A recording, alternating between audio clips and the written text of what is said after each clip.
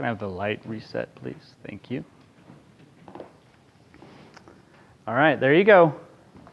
Sit on there. Okay, you ready? Here we go. Here we go. There you go. You're doing it. You're doing it. Yes, great job. Great job. What a great feeling it is to see a child learn something new. In this case, helping a child learn to ride a bike. What about you? When was the last time you tried something new? Aside from coming to a Toastmasters club or riding the Kamikaze coaster, when did you try something different? Something that scared you a little bit? In most things that we want to do, there's one thing that stops us. What do you think that is? Fear of failure. Thank you. You said the whole thing. Fear of failure. I don't want to fail. Who wants to fail? Failing is terrible, right? She says no. Thank you. You're so helpful. I recently learned this lesson from one of my children. This is him. He's 4 years old. His name is Rhett. His first words were, "Frankly, my dear, I don't give a..." I'm kidding. Rhett is a very happy, very energetic boy. And recently he came to me and said, "Dad, I want to ride my bike without training wheels." Now, for those who don't know, I see that we have a few visitors. Rhett is my 5th child. With my first child, she got her bike when she was 6 years old. And I didn't take off her training wheels until she was already 7. Her little brother got his first bike when he was 5. Training wheels came off about a year later.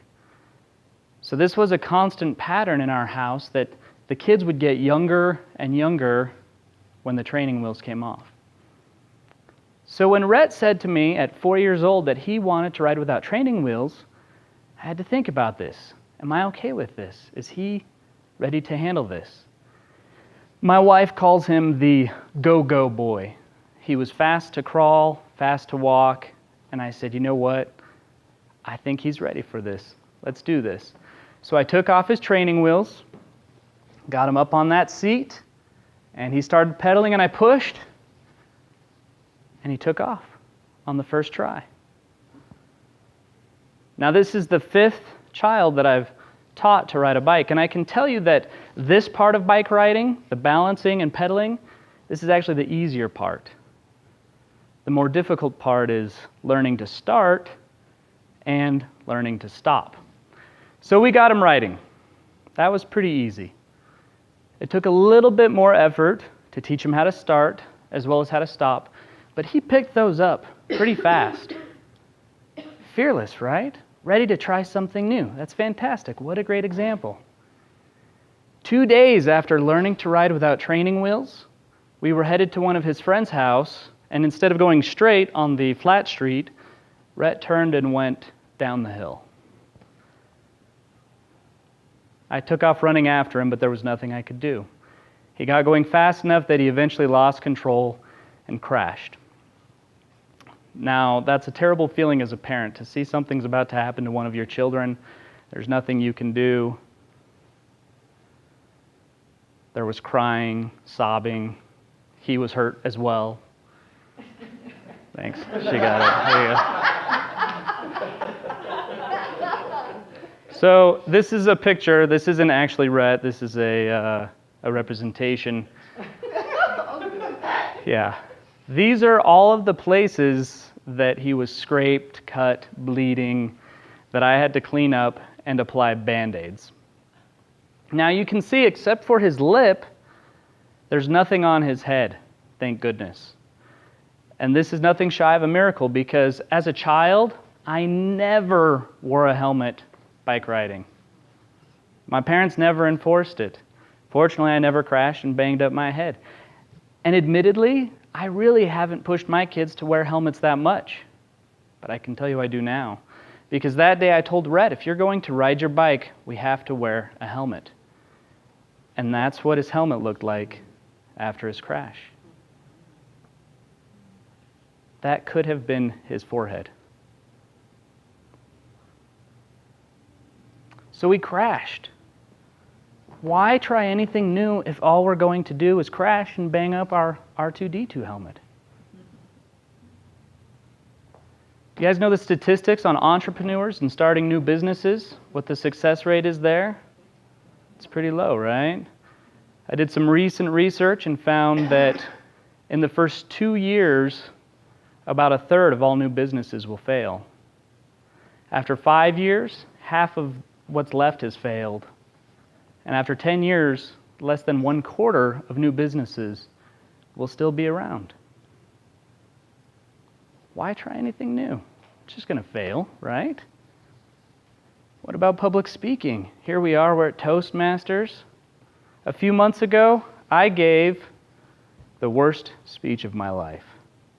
It was supposed to be a humorous speech, and nobody laughed. Now, it's one thing when nobody laughs, but people were like cringing. It was awful. Yeah, I know. I think there was only 5 people here that day, which made it a little better. I wanted to quit. I didn't want to come back. I didn't think I could do it again. At church on Sunday, there was a man that spoke, and his wife didn't speak. I overheard somebody asking her why she didn't speak. She said, "I would rather die and go to hell than speak in church."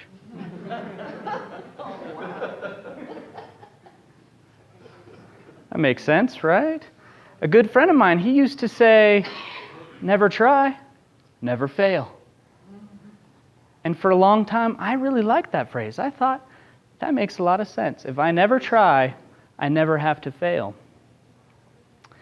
Carrie Lorenz, author of Fearless Leadership and the first female Navy fighter pilot, says that you will fail. But it's what you do with that failure that defines who you are. So here I am, still speaking at Toastmasters. I don't think I've given any speeches as terrible as that one, but I still remember it, and Bart's laughing because he remembers it too. And you guys, you're here. You decided, I need to do something different. I need to try something new. I'm going to Toastmasters. And sometimes it puts a lump in your throat, or you get that feeling in the pit of your stomach, and that's okay.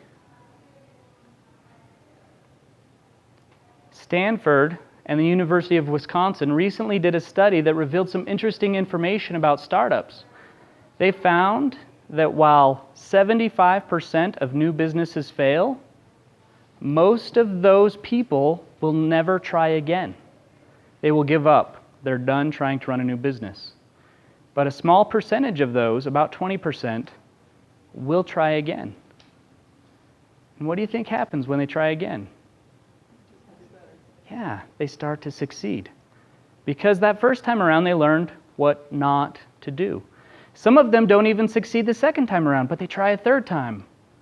And they succeed on the third time, or fourth time, or fifth time. My friend says, never try, never fail. I say, never try, never succeed. A couple of days after the crash, Rhett came to me and said he wanted to ride his bike. I was a little dubious about letting him do this based on what had happened, but I figured, what the heck, he seems ready. So,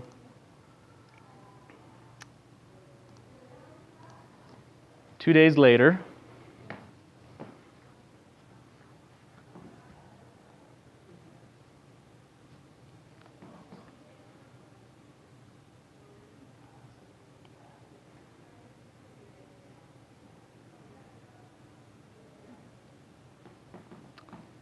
so very quickly, the art of failing successfully that I learned from my 4-year-old. Step number 1, try. Step number 2, fail. And that's okay. Step number 3, How is it? If at first you don't succeed, try again. Step number 4, succeed. Step number 5, repeat as necessary. When it comes to doing new things, the biggest risk you can take is not taking any risk at all. Toastmaster.